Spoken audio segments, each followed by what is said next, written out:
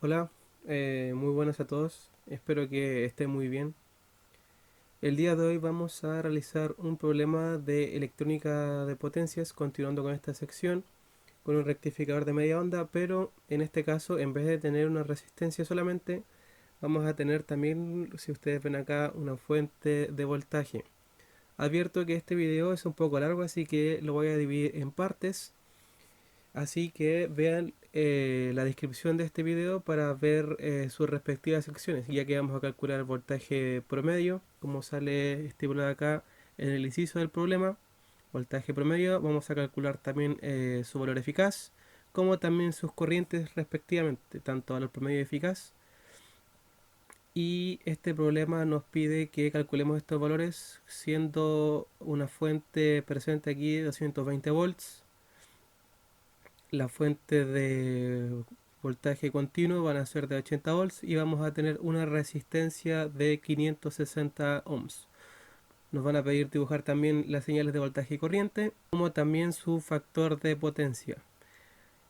Vamos a tener acá el voltímetro que va a estar midiendo el voltaje de la carga. La carga va a ser una resistencia y una fuente de voltaje continuo. Y vamos a tener acá también, que no coloqué acá en el dibujo, vamos a tener que estar midiendo la corriente que pasa sobre la carga. Vamos a visualizar primeramente cómo son las ondas de voltaje y corriente promedio que tenemos en la carga, para poder así realizar con un poco ya de mayor perspectiva de cómo va siendo el desarrollo de este problema. Una vez ya simulado el problema, vemos que una de las cosas que cambia con respecto a una carga puramente resistiva es que en ningún momento la señal de V sub 0, que en este caso va a ser el voltaje de la carga, en ningún momento va a presentar un valor nulo, es decir, un valor cero, puesto que en este intervalo que ustedes pueden ver aquí, desde 0 hasta un cierto valor de tiempo, vamos a tener que el voltaje no va a ser nulo. Y como ustedes algunos pueden darse cuenta o ya pueden sacar sus propias conclusiones, es que este voltaje va a ser el voltaje de voltaje continuo. Y este valor va a ir desde 0 hasta un cierto valor, que ya lo vamos a ver a continuación cómo sacarlo. Luego va a ir subiendo, vamos a tener una subida de la señal.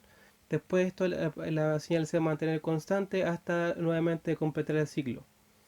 Vemos también que las señales de voltaje y corriente se mantienen en fase, puesto que no existe ninguna bobina o ningún capacitor que afecte la señal.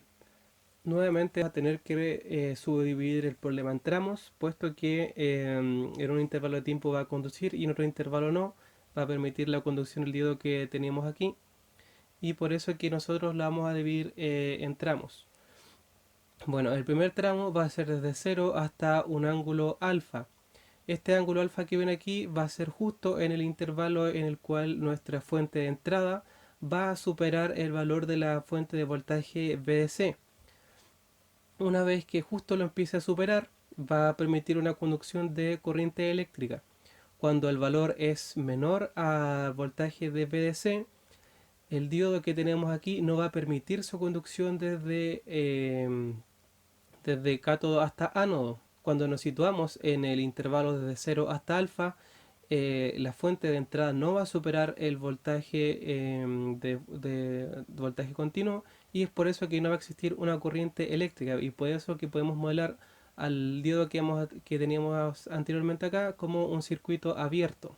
Por eso que las señales de voltaje de la carga, que era V sub 0, que lo teníamos por aquí, que estaba por aquí, va a ser desde 0 hasta un valor alfa que va a tener un valor de 80. ¿Por qué va a ser este valor 80? Puesto que, como ya mencioné anteriormente, no va a existir una corriente eléctrica, por ende el voltaje que va a recaer en esta resistencia va a ser cero, puesto que si utilizamos la ley de Ohm, que nos estipula que es V igual I por R, la corriente va a ser cero, por ende V va a ser cero. Por ende todo el voltaje que nosotros visualizamos del voltímetro que esté viendo acá va a ser simplemente todo el que recaiga en esta fuente, que va a ser de 80. Y es por eso que nosotros vamos a tener en esta señal que va a ser desde 0 hasta alfa, que ya vamos a ver cómo se calcula, va a ser de VDC, en este caso 80 volts. Bueno, para calcular el valor de alfa simplemente vamos a tener que igualar las señales para ver en qué intervalo de tiempo estas se van a igualar. Vamos a igualar el voltaje continuo, a igualar de la fuente. Simplemente vamos a tener que pasar esto dividiendo hacia abajo. Me va a quedar el voltaje continuo sobre el voltaje de entrada. Va a ser igual al seno de omega t. Voy a tener que despejar este omega t, voy a tener que dejarlo solo y por ende voy a tener que utilizar la función inversa, que va a ser seno a la menos 1.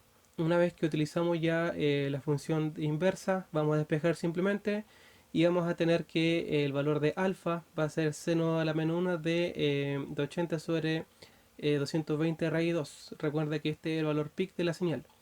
Y una vez que hacemos este cálculo en nuestras respectivas calculadoras, vemos que el valor de alfa va a ser 0.26. Este valor que tenemos aquí no va a ser medido en grados, sino que todo lo que vamos a realizar de ahora en adelante va a ser medido en radianes. Por ende, si ustedes tienen su calculadora en grados, les va a dar un resultado diferente al que tenemos acá. Bueno, anteriormente mencioné que el intervalo que teníamos de esta señal que vamos a visualizar aquí va a ser desde alfa hasta otro valor. Nosotros, como va a ser una onda simétrica, podemos simplemente utilizar la fórmula que tenemos aquí, que va a ser beta igual pi menos alfa. Este beta que tenemos aquí va a ser el valor que que justo donde la fuente de entrada va a ir recayendo su valor hasta nuevamente un ciclo negativo que va a ir por acá. Justo en este valor donde decae se va a igualar a la fuente de voltaje DC.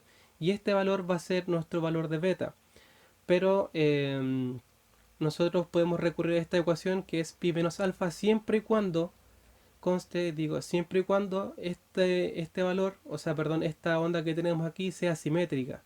Vamos a ver en posteriores problemas que esta onda no va a ser simétrica y va a tener una cierta, por decirlo así, cierta deformación cuando trabajemos con la corriente.